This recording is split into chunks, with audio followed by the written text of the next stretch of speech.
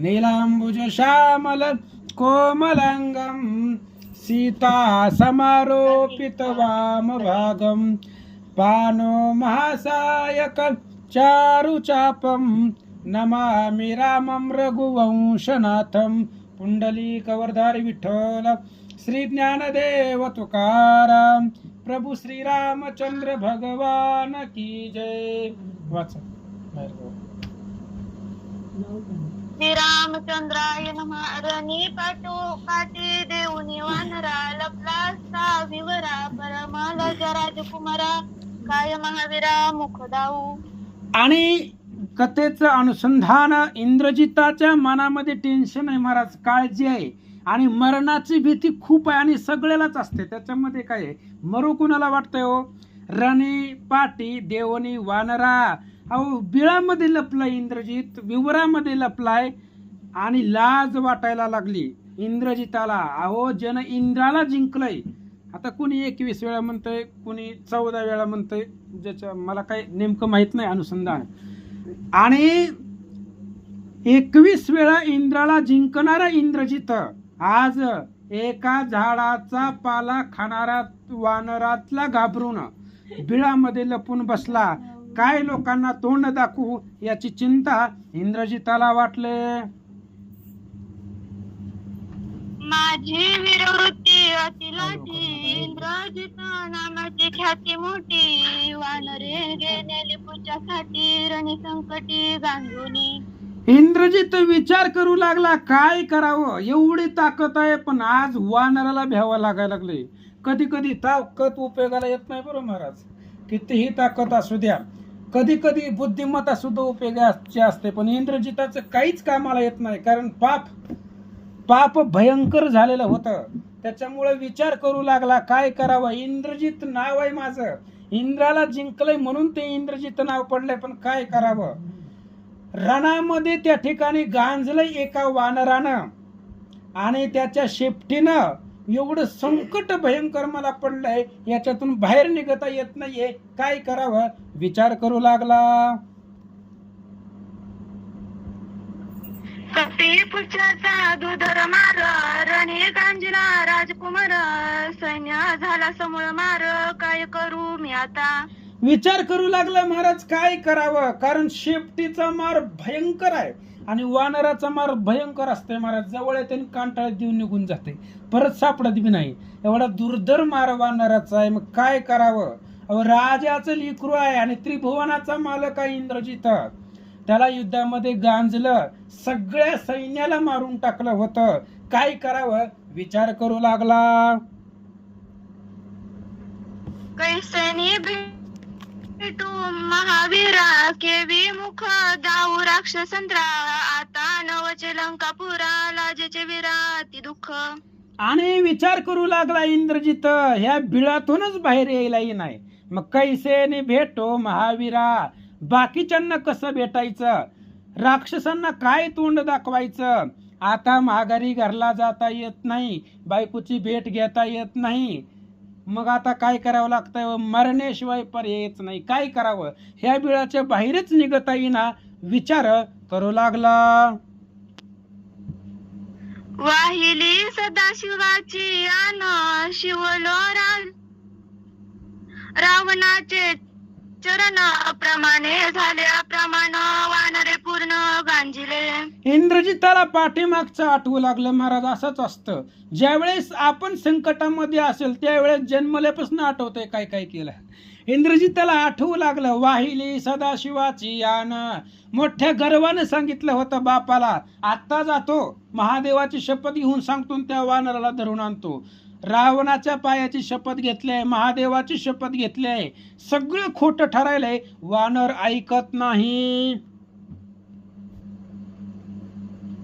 मजरणी येते मरण तरी पावतो कृत कल्याण अव कळा वाचले प्राण वरदान झळो माझे. इंद्रजित विचार करू लागला, मेलो असतो तर बरं झालं असतं. कधी कधी वाटतं बघा, ह्याच्यापेक्षा मरण बरं, असल्या जगण्यापेक्षा मेलेलं बरं. कधी कधी वाटतं महाराज. समाज ज्या वेळेस बोलतो किंवा कधी एखादा आपल्या जवळचा व्यक्ती खडतर बोलला की आपल्याला जीवन नकोसं वाटतं. इंद्रजितालाही तेच वाटायला लागलंय. ह्या अपमानापेक्षा मेलेलं बरं. जर मेलो असतो तरी कल्याण पावला असतो, वीरमरण आलं असतं. पण अचानक अवकळेनं माझ्या कर्मानं माझं प्राण वाचलंय, वरदानानं मला मरण येत नाहीये. विचार करू लागला. अवकळेचे जे जिने त्याहून श्रेष्ठ रणी मरणे जळत माझी वरद वचने वरदाने नागविले.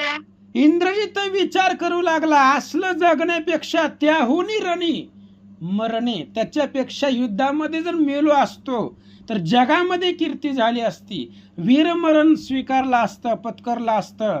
पण आज माझी जी वरदानं मला मिळालेली आहेत तीच आज माझ्यासाठी घातक ठरलेत. वरदानानं मला मरण येत नाहीये. विचार करू लागला.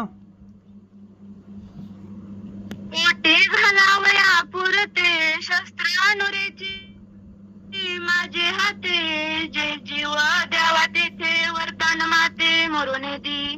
आणि इंद्रजिताने विचार केला, बिळामध्ये लपलोय आपण, पण काय शस्त्र अस्त्र सगळे हनुमंताकडे आहे. हनुमंतानं आपल्याजवळ काहीच शिल्लक ठेवलं नाही. मग आता एखादं शस्त्र बघून पोटामध्ये घालून आत्महत्या करावी, पण एकही शस्त्र आपल्यापाशी नाहीये.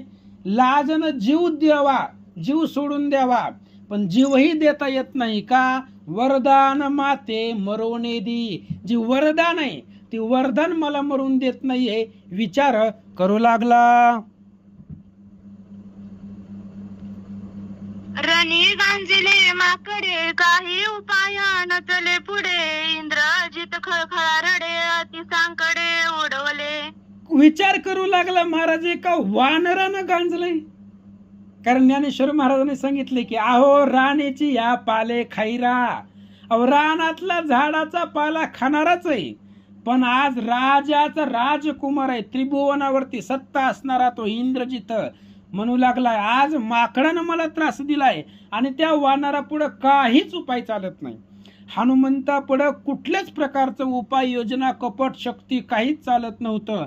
इंद्रजित रडू लागला. महाराज, त्रिभुवनावर सत्ता असणारा राजा रावण, त्याचं एकुलतं एक पोरग, म्हणजे अनेक पोरं होती, पण श्रेष्ठ लाडकं विश्वासाचं ते आज रणांगणामध्ये एकटं रडू लागलं. मुख दाऊ नये लाजे हाती मरण नये वरदोक्ती इंद्रजित पडेला त्या कांती तव भ्रमयुक्ती आठवली. आणि विचार करू लागला इंद्रजित, काय करावं? लाजन मरण मुख कुणालाच दाखवू वाटत नाहीये, कुणालाच तोंड दाखवता येत नाहीये, तोंड दाखवायची जागाच आपल्यापाशी शिल्लक राहिली नाहीये. आणि मरण्याची खूप इच्छा आहे पण मरण येत नाहीये.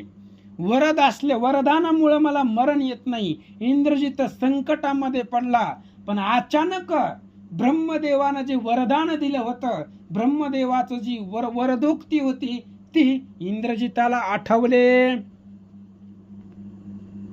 गळा बांधून मारुती इंद्रजित अनिल लंके प्रती ऐसे बोलिला प्रजापती त्यासी निश्चिती पाचारू. आणि इंद्रजिताला आठवलं ब्रह्मदेवानं सांगितलं होतं पूर्वी, गळा बांधून या मारुती. हे ब्रह्मदेवानं सांगितलं होतं की रावणाला तुझा जो मुलगा आहे इंद्रजित तो त्या वानराला गळ्याला बांधून आणील, असं ब्रह्मदेवाची ब्रह्मोक्ती आहे, ब्रह्मदेवाचं वरदान आहे. स्वमुखानं तो बोललेला आहे. मग आता ब्रह्मदेवालाच बोलवू असा विचार करू लागला. मिथ्या नव्हे ब्रह्मवाणी तरी कामी भंगलोरणी हनुमान न बांधवे नयनी बंधनी सत्यवचनी केवी ब्रह्मा. आणि ब्रह्मदेवाची वाणी मिथ्या नाहीये, कारण ब्रह्मदेव सत्य लोकामध्ये राहतो आणि जिथं असत्याची वार्ताच नाहीये, त्याच्यामुळं ब्रह्मवाणी कधीच खोटी होऊ शकत नाहीये. मग जर ब्रह्मवाणी खोटी होत नाही तर मग माझा युद्धामध्ये पराजय झालाच कसा? हनुमंताला मला बांधता किंवा मला हनुमंताला बांधता येत नाहीये, मग ते ब्रह्मदेवाचं वचन सत्य वचन असत्य कसं झालं याचा विचार करू लागला. पाचारावया चतुरानन धाडावया नाही सेवक जन बाहेर निघता आपण रोकडे मरण कपिपुच्चे. इंद्रजित लॉकडाऊन मध्ये अडकला होता महाराज, बाहेरच येता येत नव्हतं, कारण शिफ्टीनं लॉकडाऊन केलं होतं. बाहेर आला की झपके. लॉकडाऊन मध्ये पाहिलं आपण, घराच्या बाहेर रस्त्यावर आले की पोलिस मारत होती, तसंच पद्धत आहे. इंद्रजित अडकला त्या बिळामध्ये. बाहेर जर गेलो तर कपिपुच्छ आहे, शेपूट आहे महाराज. शेपूट एवढं मारत आहे, कारण शेपटाचा मार त्याला माहिती होता. त्याच्यामुळे विचार केला ब्रह्मदेवाला बोलवायचंय, पण आपल्यापाशी सेवकच नाही, आणि आपण जर बाहेर निघालो तर हनुमान जीवच मारतय, याची चिंता इंद्रजिताला वाटले. माझा बाहेरी निघता पुच्छ माझे घाता. हनुमंत लागला माझ भूता ने देवी दाता मज भेटो. आणि इंद्रजित विचार करू लागला, मी जर बाहेर निघालो तर हनुमान मारूनच टाकते. गुह्यार्थ आहे महाराज. हनुमंतानं बघितलं होतं बिळात जाताना, पण मारणे नाही. हनुमान इंद्रजिताला मारायचंच नव्हतं, फक्त भीती दाखवायची होती, म्हणून त्याच्या पाठीमागं लागला नाही. पण इंद्रजिताला धाक आहे, धास्ती आहे. जर बाहेर निघलो तर हनुमान जीवच मारतय. हनुमान माझ्या भोवतीच आहे, इथंच बसलाय, बिळाच्या दरवाजालाच आहे. त्याची शिफ्टी आहे, त्याच्यामुळं बाहेर येता येत नाहीये. आणि ब्रह्मदेवाला तर भेटायचंय, काय करावं विचार करू लागला. माझ्या पित्याचे पित्याचा पिता कैसेने भेटे मज विधाता. ऐसे इंद्रजित करिता चिंता आला उचिता परमेष्टी. इंद्रजित विचार करू लागला, माझ्या बापाचा बापाचा बाप तो असणारा ब्रह्मदेव. इंद्रजिताचा बाप रावण आहे, रावणाचा बाप पुलस्ती, पुलस्तीचा पौलस्ती, त्यालाच विश्रवाबी असं म्हणतायत, आणि त्या पौलस्तीचा ब्रह्मदेव. अशा पद्धतीने माझ्या पित्याचा पित्याचा पिता तो ब्रह्मदेव कधी मला भेटेल अशी चिंता इंद्रजित करत असताना अचानक ब्रह्मदेव आले. ब्रह्मा देखून अवचिता हर्ष इंद्रजिताच्या चित्ता. चरण वंदनीय माथा होय सांगता उल्हासे. ब्रह्मदेवाला पाहिलं महाराज, इंद्रजिताला आनंदच आवरणा गेला. खूप आनंद वाटला. संकटामध्ये न बोलवता आला होता ब्रह्मदेव, आले होते. त्याच्यामुळं ब्रह्मदेवाला अचानक पाहिलं, आनंद वाटला इंद्रजिताला. ब्रह्मदेवाच्या पाया पडला आणि आनंदानं घडलेली कथा सांगू लागला. स्वामी बोलिते ती वचनोक्ती गळा बांधुनी मारुती. तू आणि शील लंके प्रती मज उपहती का झाली. आणि इंद्रजित सांगू लागला ब्रह्मदेवाला, स्वामी तुमचं वचन आहे, तुम्ही बोलले होते, तुम्ही सांगितलं होतं गळा बांधुनी मारुती. तुम्ही पाठीमाग बोलले होते ना की इंद्रजित हनुमंताला गळ्याला बांधून आणील. मग ती काय झालं? तुमचं जी बोलणं आहे ती खोटं कसं झालं? मला रणांगणामध्ये अपजय का आला सांगा. तो राक्षस राजसूत स्रष्टापती असे पुसत. कैसेनी बांधावे हनुमंत त्यासी निग्रहार्थ मत सांगे. आणि तो असणारा राक्षस राजसूत, रावणाचा असणारा मुलगा ब्रह्मदेवाला विचारू लागला, तुमची वचनयुक्ती आहे, तुम्ही सांगितलंय, मग सांगा कैसेने बांधावे हनुमंत. हनुमंताला बांधायचं कसं, कसं त्याला बंधनामध्ये अडकवायचं, हा गुह्यार्थ मला सांगा विचारू लागला. हनुमान हरिहरावध्य तया माझे न करवे बंध. कपिसी न चले माझा क्रोध वाक्यबद्ध बंधनी.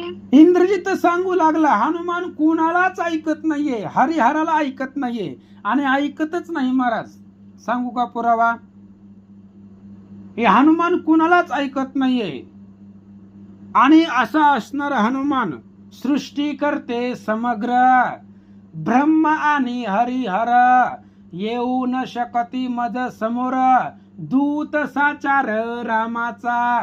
अहो कुणीही येऊ द्या, माझे पुढे टिकू शकत नाही, त्याला शेवटचा तुकडा प्रमाण आहे, दूत साचार रामाचा, म्हणून येऊ शकत नाहीये. आणि तेच इंद्रजित सांगतोय, हरिहर कुणालाच हनुमान ऐकत नाहीये, मग मला सुद्धा बांधता येत नाहीये, आणि त्या हनुमंता पुढे माझा राग चालत नाहीये, काय करायचं सांगा.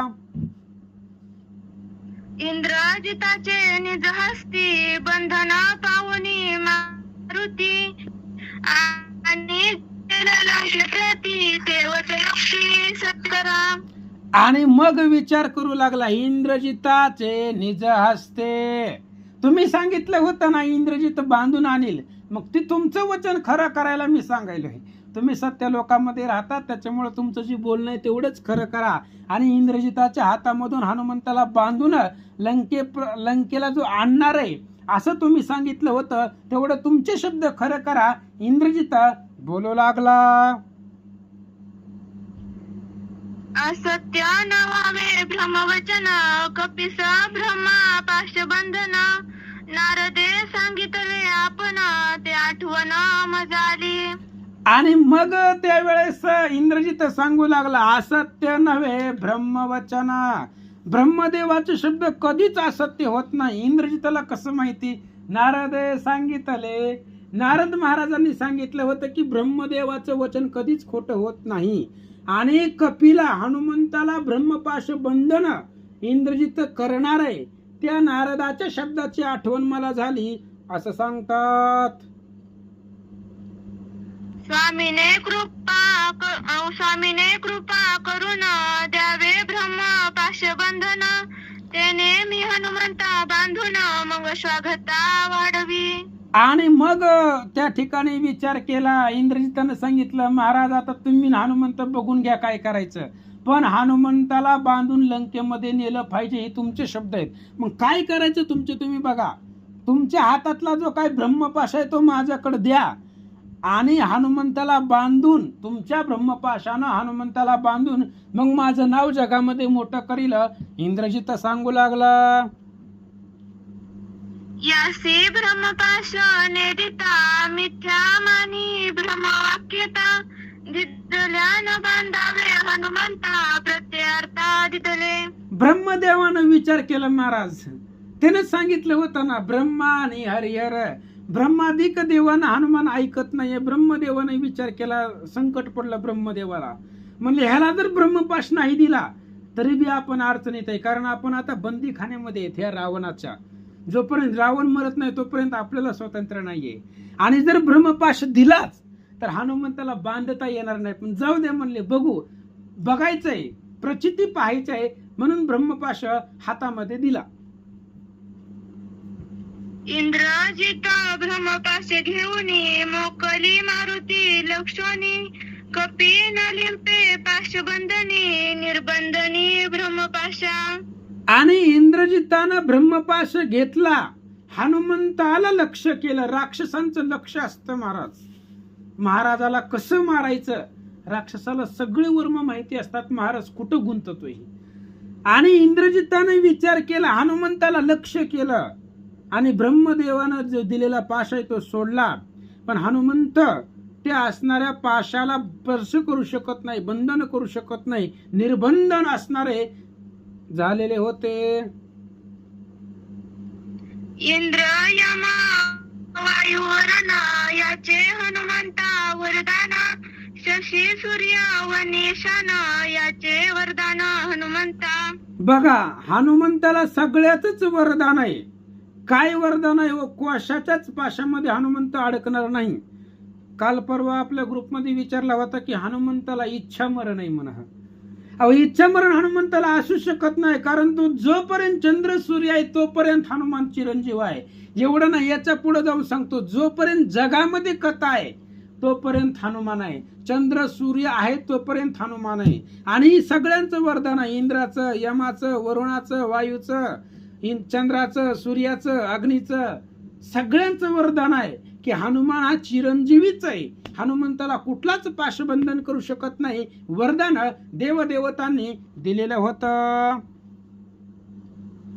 हरिहरांचे वरदान ब्रह्मायाचे ब्रह्मवरदान कपिसा ब्रह्मपाश बंधन न बांधी जान वरदाने. अहो, सगळ्याच वरदान आहे. हरिहरांचं, ब्रह्मदेव, महादेव, विष्णू सगळ्यांचं वरदान आहे. ब्रह्मदेवाचं स्वतः सुद्धा वरदान आहे की कुठल्याच पाशाला ब्रह्मपाश किंवा अनेक पाश आहेत, सप्तपाशाची निवृत्ती, पुढे विषय तो काही विषयांतर नको. कुठल्याच पाशाला हनुमान बंधन करू शकत नाही किंवा अडकू शकत नाहीये. ही स्वतः ब्रह्मदेवाचं वरदान आहे.